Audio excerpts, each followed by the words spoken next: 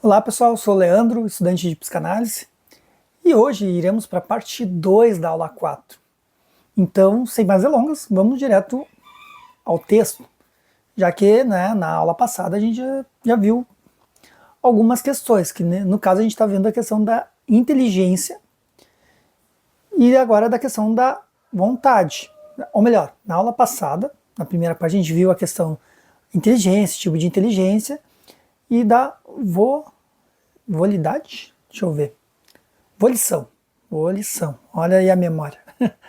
Volição que seria a vontade, né? E vários tipos, como avaliar na clínica. E por último, o pragmatismo. Daí a gente termina o tema 1. E o que seria o pragmatismo?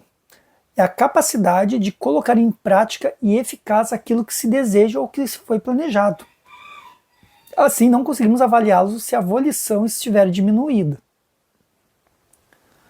Então não tem como saber, porque ele vai colocar em prática aquilo que já fez. Também nos auxilia a determinar o grau de eficácia das funções psíquicas como um todo. Então é uma avaliação mais ampla do pragmatismo. As alterações do pragmatismo são apenas quantitativas e para menos, porque realizou a tarefa e deu. Então tem o hipopragmatismo e apragmatismo, lembrando que hipo é baixo e a é negação. O exame do pragmatismo implica identificar os interesses e objetivos do paciente e avaliar como coloca em prática a execução de tais objetivos. Todos os transtornos mentais levam a algum grau de hipopragmatismo. Uns mais, outros menos. Pacientes em mania, apesar de hipervolição, estão com pragmatismo rebaixado, mesmo tendo aquela vontade de fazer, pois seus objetivos vão mudando constantemente e não conseguem finalizar as tarefas que iniciam. Porque tem a vontade de fazer, vai lá, faz, mas não termina, faz outra, não termina, faz outra, não termina. Então o pragmatismo dele está baixo, ele não consegue cumprir os objetivos, mesmo tendo uma hipervolição. Então, apesar do discurso neste quadro ser de estar muito produtivo. A história do fazer muito, mas acaba não fazendo nada. E aí o tema 2, a gente finalizou o tema 1, que tem inteligência, volição e pragmatismo. A gente vai entrar no tema 2, que é a psicomotricidade. De novo, trazer o assunto surgindo aí nas nossas aulas. Mas vamos ver aqui a explicação da psicomotricidade, ou até para relembrar aí. Consiste na execução de movimentos, tanto voluntários e involuntários, de maneira organizada e integrada. Então, a execução de movimentos é o fato ocorrido, tipo, é a ação da pessoa. Os movimentos corporais involuntários independentes do psiquismo são direcionados a doenças neurológicas, não sendo abordados nesta aula. É uma síntese psíquica e por meio dela nos adaptamos a um meio ao nosso redor e relacionada com a execução da volição. Lembrando que volição é vontade. Então a execução de movimentos, psicomotricidade, tanto voluntários como involuntários. Só que nesse caso, nessa aula, não vai falar da questão involuntária, só do voluntário. E aí fala das alterações quantitativas. E aí vem a apraxia, o A de negação. Então a apraxia consiste no prejuízo ao tentar realizar atos motores intencionais, voluntários. Na ausência de paresia ou paralisia, de déficit sensorial e de incoordenação motora. Então ele tenta realizar certas atividades e não consegue.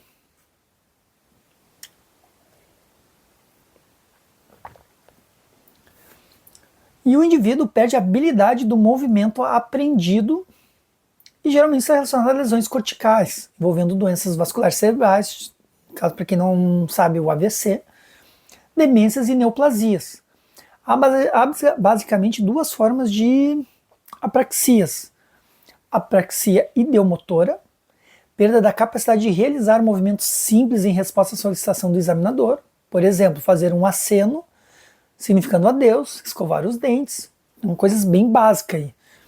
Então seria a apraxia ideomotora. Claro, motor é a questão do executar ali, na questão do movimento mesmo. E tem a apraxia ideativa, que significa a perda da capacidade de realizar movimentos sequenciais. Por exemplo, dobrar uma folha de papel e entregar ao examinador. Os pacientes conseguem executar apenas individualmente os movimentos que integram a sequência.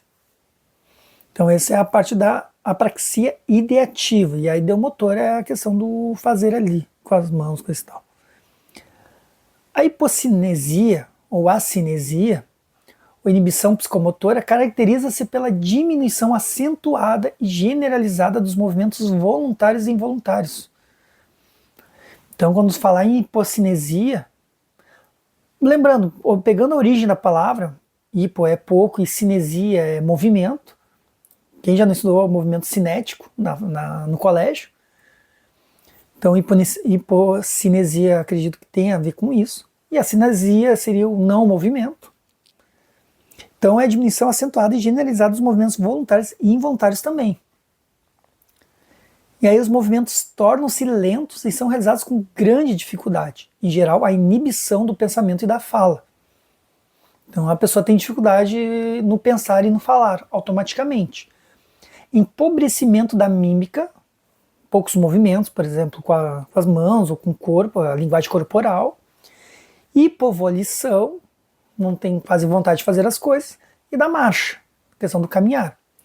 Na cinesia, ou estupor, aí nesse caso é o não mesmo, não movimento, os movimentos voluntários desaparecem.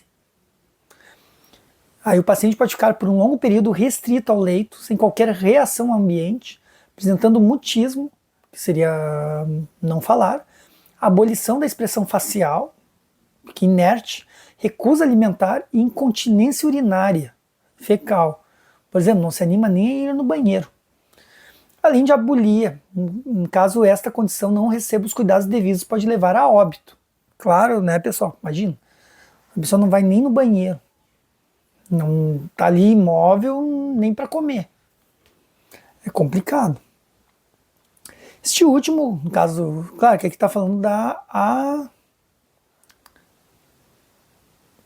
fugiu o nome. Acinesia. Ó, esse último pode ocorrer na esquizofrenia, a cinesia já. Na esquizofrenia, na catatonia, na depressão grave, nos quadros de delírio, estados dissociativos, no déficit intelectual, demências e em ataques de pânico. Então, o pânico também pode acontecer a cinesia. Quando o estupor é acompanhado de rigidez muscular, com redução clara da mobilidade passiva, aquele movimento normal que a gente faz, e manutenção da postura corporal, denominamos catatonia. Então, quando tem, além de tudo isso, tem a rigidez muscular, tu vê que a pessoa nem se mexe, aí se denomina catatonia. Neste caso, o paciente pode assumir espontaneamente posições bastante incômodas por um tempo prolongado, cujo exemplo clássico é manter os braços elevados. Também é válido mencionar que as paralisias nas crises conversivas constituem um estado de acinesia localizada, restrita a um ou mais membros. Então as paralisias nas crises conversivas também é um estado de acinesia. Só que parte do corpo, e não um todo. E por último, a hipercinesia. Então o hiper já está dizendo que é muito. Ou exaltação psicomotora define o aumento patológico da atividade motora voluntária. Essa exaltação da psicomotricidade pode ser dividida em 3 níveis de gravidade. Tem a inquietação, a pessoa fica inquieta ali, não para um minuto. Agitação e furor. É uma alteração psicopatológica bastante comum e inespecífica, podendo ser observada na esquizofrenia, na mania, no delírio, em estados crepusculares e epiléticos, em síndromes ansiosas, em síndromes delirantes, em pacientes com déficit intelectual ou demência em transtorno de déficit de atenção e hiperatividade, o famoso TDAH, o TDAH. E aí fala as alterações qualitativas, a gente viu as quantitativas, o hiper e hipo. E as qualitativas? A ecopraxia consiste na repetição automática e despropositada das ações motoras executadas por outra pessoa, que está diante do paciente. Vamos ver, examinador acompanhante. São imitados os gestos, a postura, a fala, que é ecolalia, ou a expressão fisionômica, que é comimia. Está relacionada à sugestionabilidade. Pode ser observada principalmente no déficit intelectual, no delírio e em processos demenciais. No caso, a pessoa, a ecopraxia, a pessoa ela te imita. Então essa seria a questão da psicomotricidade. Isso é ecopraxia. As estereotipias motoras das primeiras, além de serem ações desprovidas de finalidades, são repetidas de maneiras uniformes com muita frequência. Nem, por exemplo, a pessoa fica assim, para frente e para trás, repetindo. Podem ocorrer por meio de gestos ou movimentos, de posições, de lugares, de palavras, de frases, ficar falando a mesma coisa. A síndrome catatônica, em estados crepusculares, epiléticos e no TEA. Maneirismos motores, aí antes a gente viu estereotipias e ecopraxia. Maneirismos motores são movimentos expressivos, isto é, movimentos que servem a um propósito de comunicação tais como gestos, mímicas, vocalização, que se tornam exagerados quanto à sua amplitude, tornam-se afetados, rebuscados, estilizados ou desarmônicos, perdem sua graça natural e parecem extravagantes ao observador. Aquela coisa como se fosse forçado, imagino eu. Isso, o maneirismos motores. A interceptação cinética consiste numa interrupção brusca e incompreensível de uma ação motora já iniciada, que para no meio. Então, intercepta cinética de movimento. O paciente muitas vezes atribui a impossibilidade de completar o movimento a uma influência externa e pode ocorrer na esquizofrenia. Não parou de fazer porque acha que vai acontecer alguma coisa com ele. A preservação motora representa uma repetição sem sentido de uma ação motora, que foi executada uma primeira vez de forma adequada. Por exemplo, solicitamos ao paciente que coloque a língua para fora e em seguida que ele a coloque para dentro. Todavia, o paciente passa a realizar repetidamente os mesmos movimentos com a língua sem que haja uma nova solicitação por parte do examinador. Ocorre na esquizofrenia, em síndromes demenciais, no déficit intelectual, etc. Já são casos mais fortes, digamos. E tem o exame da psicomotricidade. Como é que se faz o exame no paciente? A maior parte das alterações da psicomotricidade surge espontaneamente. E sua detecção depende apenas da simples observação por parte do examinador. Contudo, determinados procedimentos podem ser úteis para a identificação de alguns distúrbios em especial. Então determinados procedimentos podem ser úteis. Então tem alguns procedimentos para avaliação da psicomotricidade. Para avaliar a presença de apraxia ideomotora, por exemplo, podem ser dadas ao paciente ordens como as seguintes: mostra-me como você faz um aceno de adeus, que é a apraxia, lembrando que a apraxia é não movimento. Então, se tem um problema de apraxia ideomotora, ele não vai conseguir fazer o aceno. Para avaliar se a apraxia é ideativa, podem ser dados os seguintes comandos sequenciais. Vou lhe dar um pedaço de papel. Quando eu fizer isso, pegue o papel com a sua mão direita, dobre ao meio com ambas as mãos e coloque-a no chão. A pessoa não vai conseguir fazer isso. E aí, pessoal, o tema 3, que é o afeto, emoções e humor. Olha quanta coisa, quantas funções mentais a gente tem para avaliar. Isso tudo ao mesmo tempo. Então tem que estar bem concentrado na clínica. Mas vamos ver aqui o que nos traz o afeto, emoções e humor. Os afetos consistem em estados psíquicos subjetivos que se caracterizam pela propriedade de serem agradáveis ou desagradáveis. Não é porque se fala em afeto é uma coisa boa, nem sempre. Os afetos podem ser vistos como uma consequência das ações do indivíduo que visam a satisfação de suas necessidades, corporais ou psíquicas. Se essas ações são bem-sucedidas, o afeto é agradável. Caso contrário, o afeto é desagradável.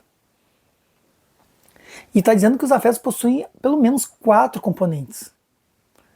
Então tem a avaliação subjetiva. Isso a gente está falando de afeto. O indivíduo se dá conta de que está alegre, por exemplo. Então ele sabe que está alegre. As crenças cognitivas, ele atribui sua alegria à ocorrência de um determinado evento positivo. Então ele tem a certeza que aquela felicidade dele, a alegria dele é devido a alguma questão. Então tem a avaliação primeiro que ele se dá conta. A segunda, as crenças, é o que ele acredita. Aí 3, os processos fisiológicos, as questões que acontecem no corpo. E expressão afetiva, o resultado, a resposta dele em frente a essas questões. Mímica, gestos, postura e prosódia, que tem a finalidade de comunicar aos outros como aquele indivíduo está se sentindo. Aí o conceito de afetividade abrange as emoções e os sentimentos, acaba englobando as paixões e o humor. Existe um grande desacordo entre os autores quanto à definição e à delimitação desses conceitos. Para gente ver como é uma questão difícil que nem os autores se entendem. Na prática, esses termos são utilizados de forma mais ou menos intercambiável.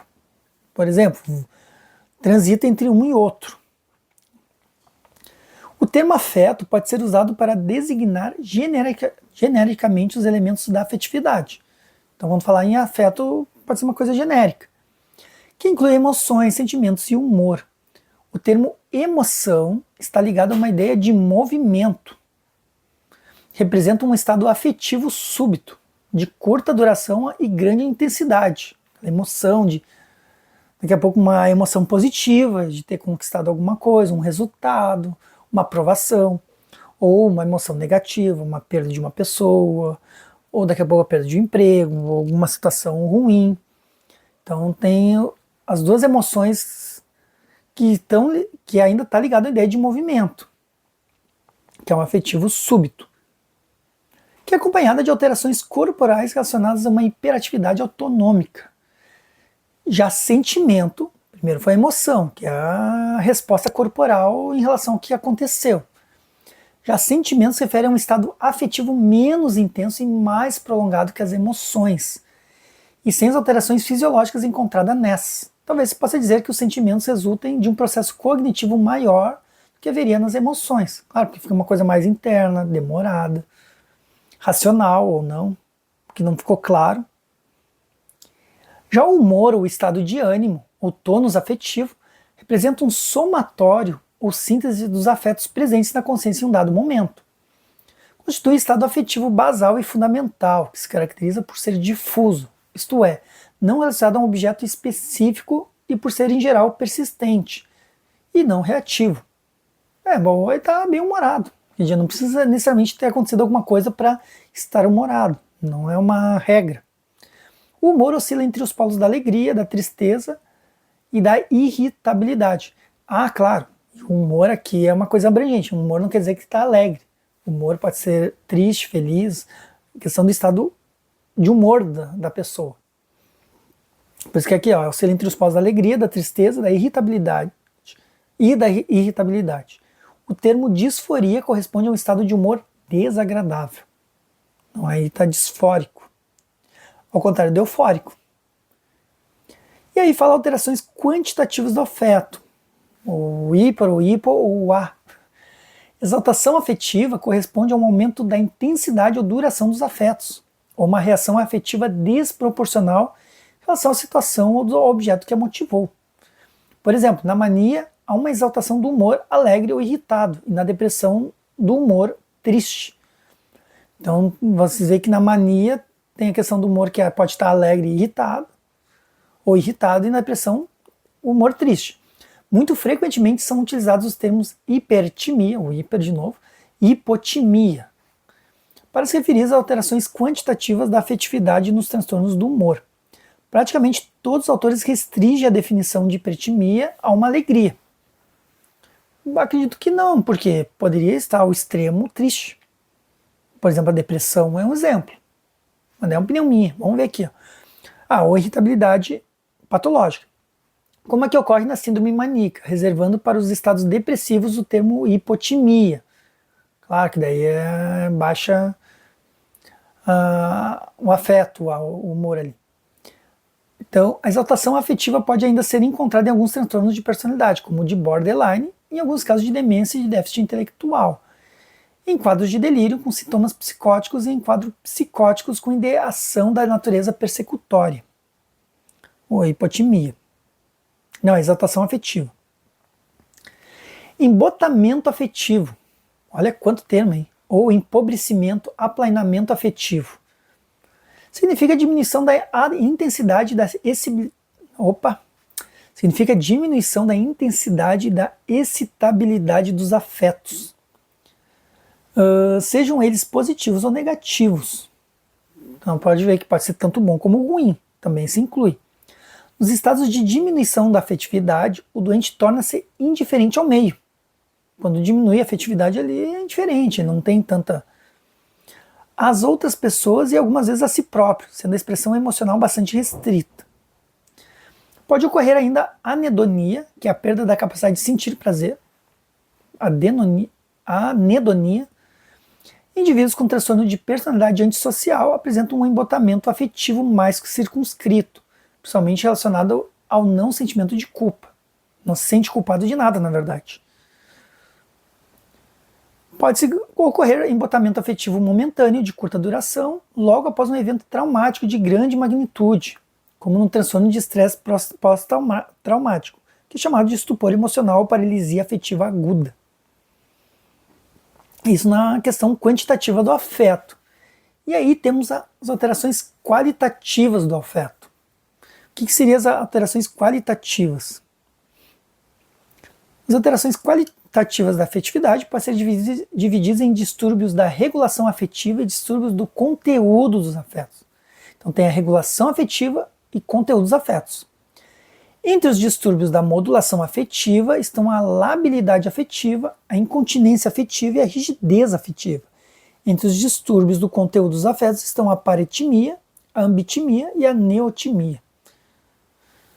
Espero que explique aqui, porque olha... Mas vamos ver aqui, ó, porque na verdade é dividido pode ser dividido em distúrbios da regulação afetiva e distúrbios do conteúdo dos afetos. Então, a labilidade afetiva constitui uma dificuldade no controle dos afetos. Caracteriza-se por mudanças do humor frequentes e bruscas, que são imotivadas ou inesperadas. A pessoa está bem, do nada fica estressada ou brava, enfim. É a labilidade. Os afetos atingem grande intensidade, mas são de curta duração. O estado afetivo está continuamente oscilando e dá verdadeiros saltos entre os diversos polos afetivos. Por exemplo, o humor do paciente passa direto da alegria para a tristeza. Por exemplo, logo após retornar para a alegria e a seguir passar para a irritabilidade. Então a labilidade afetiva ocorre na mania, no transtorno de personalidade borderline, na demência, no retardo mental e nos quadros de delírio com sintomas psicóticos. Não é todo delírio, por exemplo. Já a incontinência afetiva consiste num distúrbio da regulação afetiva mais grave que a labilidade. Uma perda completa da capacidade de controle da expressão afetiva. Existe uma falha de certos mecanismos frenadores e inibitórios adquiridos na educação e no convívio social. Não tem nenhuma, que é a incontinência afetiva. As reações afetivas são produzidas com grande facilidade. São exageradas, desproporcionais ao estímulo e prolongam-se em demasia. Então a incontinência afetiva manifesta-se sob a forma de riso ou pranto convulsos, ou de raiva extrema. Ocorre principalmente na demência, podendo ser encontrada ainda na mania, na intoxicação alcoólica ou no retardo mental. Os transtornos de personalidade antissocial e borderline no transtorno dissociativo. Daí a questão dos estímulos exagerados, que é a incontinência afetiva. Já a rigidez afetiva caracteriza-se por uma perda da capacidade de modular a resposta afetiva de acordo com a situação de cada momento, em oposição ao que ocorre na labilidade e na incontinência afetiva. A expressão afetiva varia muito menos do que o normal no decorrer do tempo. Assim, independentemente dos acontecimentos externos, o estado de humor do paciente será mais ou menos o mesmo. A rigidez afetiva ocorre na esquizofrenia, na depressão e na demência mais frequentemente. Então, a esquizofrenia está praticamente tudo aí. É impressionante. Isso é a rigidez. Então, é a perda da capacidade de modular. Então, seria essa questão da rigidez. A paratimia, olha quanto conceito, pessoal. Credo, acho que eu vou ter que olhar uns 20 vezes o vídeo para poder pegar bem, porque olha, é muita coisa. A paratimia caracteriza-se por uma inadequação do afeto, uma incongruência entre o afeto expresso e a situação vivenciada. Então a paratimia é uma inadequação do afeto,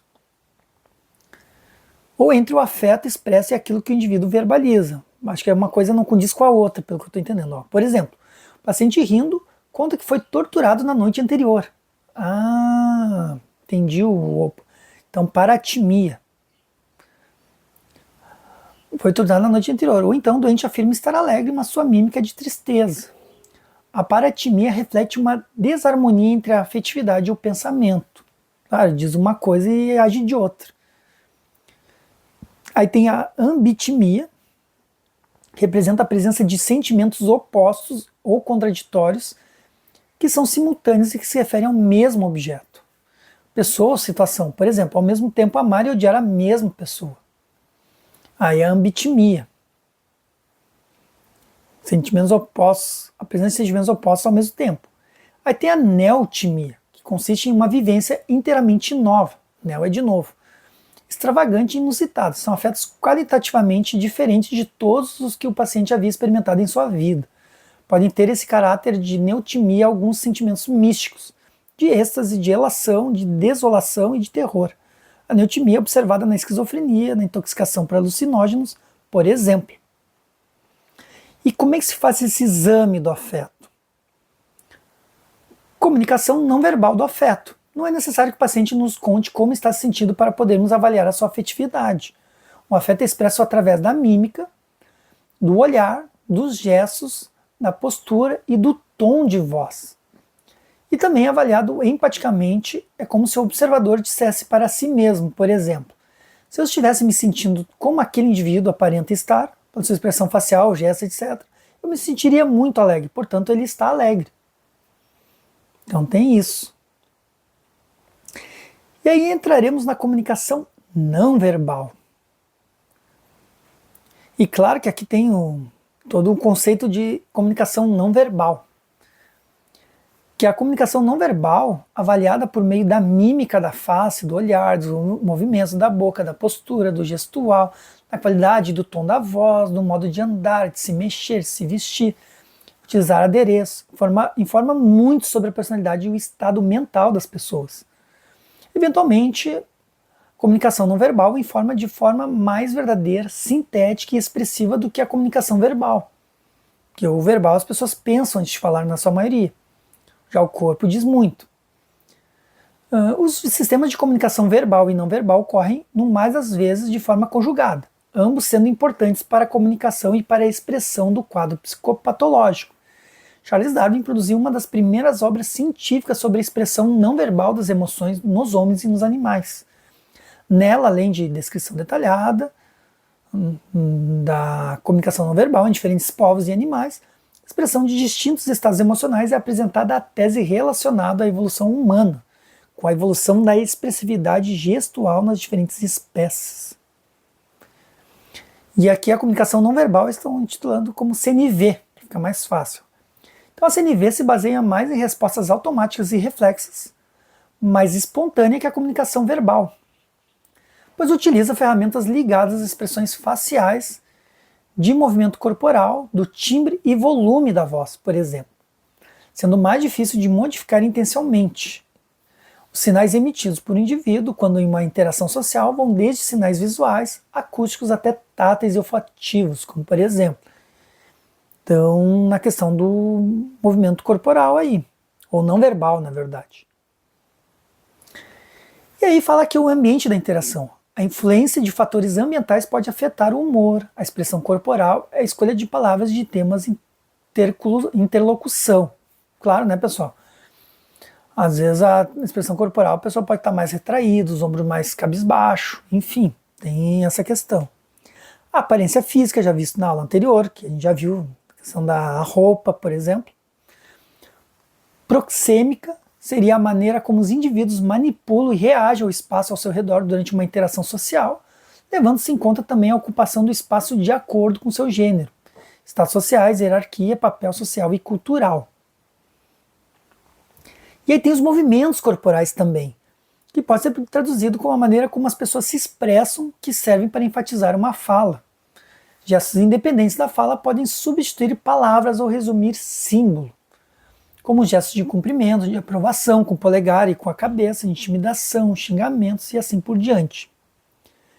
E também inclui movimentos feitos com as mãos, que não têm uma função clara, como pegar uma caneta para escrever algo ou se coçar após ter sido picado por um inseto.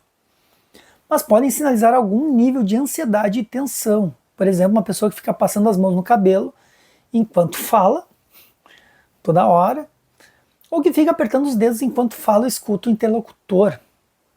Então também é uma questão a ser observada. Já a postura pode indicar um nível de atenção e envolvimento durante uma interação. Por exemplo, a inclinação do corpo para a frente, na direção do interlocutor, é associada a maior envolvimento na conversa, enquanto a postura curvada é mais associada à tristeza. Então isso até na vida, né, pessoal? A questão da interação com as pessoas, tudo, o movimento corporal dela ali diz muito. O comportamento tátil é definido como um modo, a frequência e a intensidade com que as pessoas se tocam, a maneira que a pessoa dá o aperto de mão, abraça o interlocutor, se dá tapinhas nas costas, até o grau de erotização do contato. São elementos importantes da comunicação não verbal. Então tem essa também. E durante sua prática clínica em saúde mental, você deve ser muito cuidadoso em relação ao comportamento tátil, no caso do toque. Preciso conhecer bem o paciente para saber se o que o mínimo toque significa para ele, por exemplo. Um paciente autista que tem hipersensibilidade tátil muito provavelmente demonstrará desconforto ou rejeitará uma tentativa de toque. Então isso também tem que ser levado em conta, pessoal. Expressões faciais. O rosto e as expressões faciais revelam de forma particularmente importante o estado afetivo de uma pessoa, principalmente o movimento dos olhos, das sobrancelhas e da região da boca. Sorrisos, lábios cerrados, curvatura dos lábios e boca, etc. Revela os afetos básicos, por exemplo, tristeza, raiva, alegria, surpresa, medo e nojo. Além disso, o rubor, a palidez e o suor facial são expressões de vergonha, raiva, medo, surpresa ou susto. Para que seja bem mais tranquilo, porque a gente convive com isso. É do nosso dia a dia. A questão é só a questão do perceber dessa vez. Comportamento ocular, aí tem a ver com os olhos. Movimentos que sinalizam em qual direção, quando e por quanto tempo uma pessoa olha para a outra. Ou para objetos ou para ambiente. Assim como a dilatação e a contração das pupilas. E aí tem a paralinguagem, relacionada às vocalizações, latências de resposta, silêncios e pausas que o indivíduo produz ou deixa de produzir durante a interação. Por exemplo, fala muito rápido, não dá nem tempo de ouvir, de entender, ou fala muito devagar, ou pausas muito longas. E aqui fala, a saber, as variações sonoras, as mudanças na altura da voz, a prosódia, que seria a entonação da fala e suas inflexões, intensidade dos sons, sua frequência e duração de cada um. E também avaliamos os sons intrusos na fala, como risos, bocejos, gemidos, etc., que podem acentuar a comunicação verbal ou se contrapor ao que é falado. E lembrando que o histórico cultural é essencial se avaliar a comunicação não verbal do paciente, focando especificamente na psicopatologia, a CNV é avaliada de acordo com. Então agora, como é que a gente avalia na clínica, a questão da CNV? A expressão emocional, que é a capacidade de expressar diferentes estados emocionais por meio de mímica, gestos, posturas, tom de voz. Sensibilidade aos sinais não verbais, capacidade de perceber no outro e decodificar seu estado emocional emitidos por vias não verbais. E controle e monitoração de estados emocionais, que significa a capacidade de controlar estados emocionais percebidos e emitidos por CNV. Então, tudo isso. Serão abordados os principais achados em alguma das grandes síndromes nas próximas 2 aulas. Depressão, ansiedade, esquizofrenia, autismo e mania. Então, acredito que esse conteúdo vai ser bem exemplificado aí. E por último, para a gente finalizar a aula de hoje, súmula psicopatológica. Então, a sequência das funções psíquicas examinadas e caracterizadas pela da escrita não é arbitrária. Ela tem como critério a avaliação, em primeiro lugar, daquelas que mais chamam a atenção. Inicialmente, influenciam de maneira determinante as demais. Então, isso que tem que estar atento na clínica. Tendo sido bem caracterizados e denominados os sinais e sintomas, estamos capacitados ou mesmo obrigados a atribuir um diagnóstico sindrômico. Então, claro, se a gente prestar bem atenção, anotar bem os sintomas ali ou as questões da pessoa, a gente vai estar com fundamentos para poder dar o diagnóstico, que consiga reunir as principais sinais e sintomas caracterizados em um paciente. Um diagnóstico sindrômico é completamente referenciado em um exame psíquico efetivamente realizado. Então, isso é uma coisa bem feita. Acredito que esse texto aqui dois textos das últimas aulas vai me servir muito de apoio. Um diagnóstico sindrômico é completamente referenciado em um exame psíquico efetivamente realizado. Este representa um corte transversal na observação, ou seja, a caracterização daquele tempo limitado de observação, ao contrário das observações longitudinais. O paciente pode apresentar mais de uma síndrome, mas há que ser muito criterioso nessas atribuições, fazendo valer sempre aquele princípio denominado da parcimônia, o esforço da procura por um único diagnóstico que possa enfeixar todas as manifestações observadas. Então, se existissem sintomas específicos para cada uma das doenças psiquiátricas, não se perderia tempo raciocinando em torno de síndromes.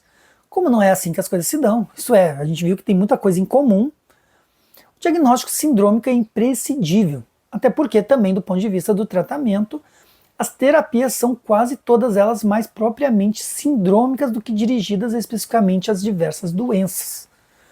Ou seja, um diagnóstico sindrômico autoriza o início de uma terapêutica. Claro, porque daí já se sabe o que o paciente tem, então sabe qual o caminho percorrer. Uma vez realizado e redigido o exame psíquico, organizado, avaliado, deverão constar na súmula os termos técnicos que expressam fenômenos psíquicos alterados ou não. Trata-se de um resumo técnico de tudo que foi observado na entrevista. Então tem que trazer a questão técnica na súmula, ou ali na observação do relatório. Aconselha-se a seguir-se uma determinada ordem na redação do exame psíquico, no caso a escrita. A disposição da súmula deverá constar de um único parágrafo, então é um texto único, com cada item avaliado limitado por ponto. Então fala de um item, ponto. Continua um próximo item, ponto, e assim por diante. Não é recomendado utilizar a palavra normal para qualificar qualquer um dos itens, porque senão a pessoa vai dizer, então eu não sou normal, sou normal. Evitando-se assim possíveis distorções com relação ao conceito de normalidade, como a gente já discutiu anteriormente nas aulas. No último item, devemos descrever a noção que o paciente tem de sua morbidade. O paciente tem que estar ciente do que ele tem. Isso é importante, não é esconder dele. A gente vai tratar o paciente com borderline, mas o paciente não pode saber. Não, ele deve saber. Não, que nem fala aqui, no último item que tem sua morbidade, ou seja, um insight. Ele pode expressar uma completa negação de sua doença ou níveis progressivos de insight, percebendo que existe algo de errado que precisa ser tratado. Então ele pode rejeitar ou adotar o tratamento. E aí, pessoal, para finalizar a prática, com o objetivo de ilustrar, apresentamos um exemplo de súmula de um paciente com hipótese diagnóstica de episódio maníaco com sintomas psicóticos. Então, tem aqui uma descrição detalhada de como é que é uma avaliação. Vamos ver como é que é. Lúcido, vestido adequadamente com boas condições de higiene pessoal, orientado alto e alopsiquicamente, pouco cooperativo, normovigil, hipertenaz, memórias retrógrada e anterógrada prejudicadas, inteligência mantida, sensopercepção alterada sugestiva de alucinação auditiva, pensamento sem alteração de forma, mas com alteração de curso, fuga de ideias e descarrilamento, e alteração de conteúdo, ideias deliroides de perseguição e grandeza. Linguagem apresentando alguns neologismos, hipertímico, psicomotricidade alterada, agitação, hiperbúlico, pragmatismo, parcialmente comprometido e insight parcial. Então seria um exemplo de uma súmula descrevendo o paciente. E aí finalizamos a nossa aula 4, pessoal. Então espero que tenham gostado, que tenham aprendido. Claro que são textos mais técnicos, então exige que se reveja o vídeo várias vezes, ou se aprofunde em outras literaturas também. E espero vocês na próxima. Até mais!